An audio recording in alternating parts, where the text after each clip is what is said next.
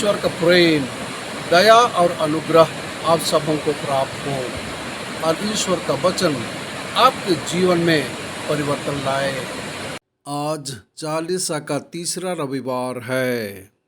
परमेश्वर हमेशा हमसे बात करते रहते हैं और बाइबल के माध्यम से स्वयं को प्रकट करते रहते हैं। आइए हम परमेश्वर के वचनों को पढ़ें, उनके वचनों को सुनें और इन वचनों को अपने दैनिक जीवन में जीने का प्रयास करें। आज के पाठों का सारांश। पहला पाठ, परमेश्वर ने मूसा को 10 आज्ञाएं दी। दूसरा पाठ, पौलुस ने कोरिन्थियों को क्रूस पर चढ़ाए गए मसीह का उपदेश दिया।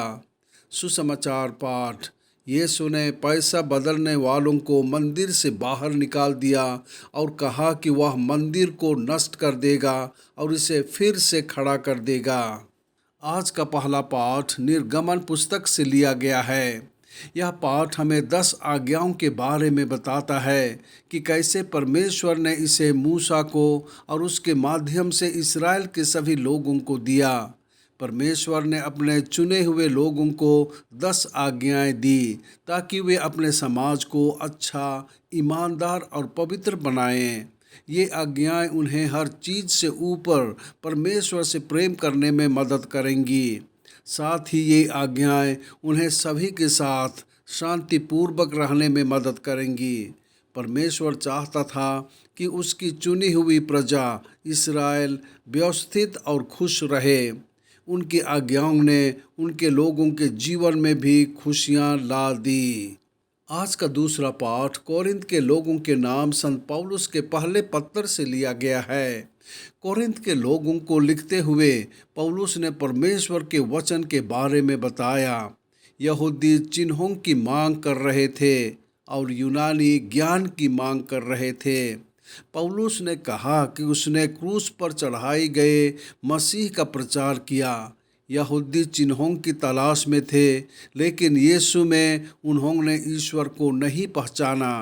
यूनानी ज्ञान की तलाश में थे, लेकिन वे ईसा मसीह की शिक्षाओं की उत्कृष्टता नहीं देख सके।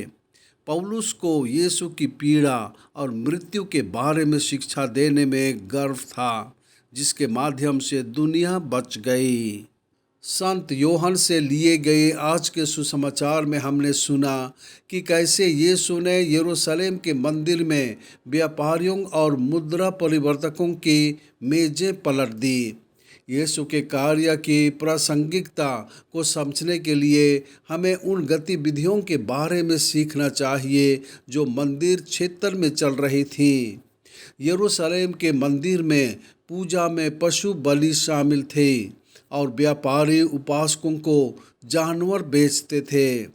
मुद्रा परिवर्तकों ने मंदिर के कर का भुगतान करने के लिए आवश्यक रोमन सिक्कों के बदले में रोमन सम्राट की छवि वाले रोमन सिक्कों का आदान प्रदान किया।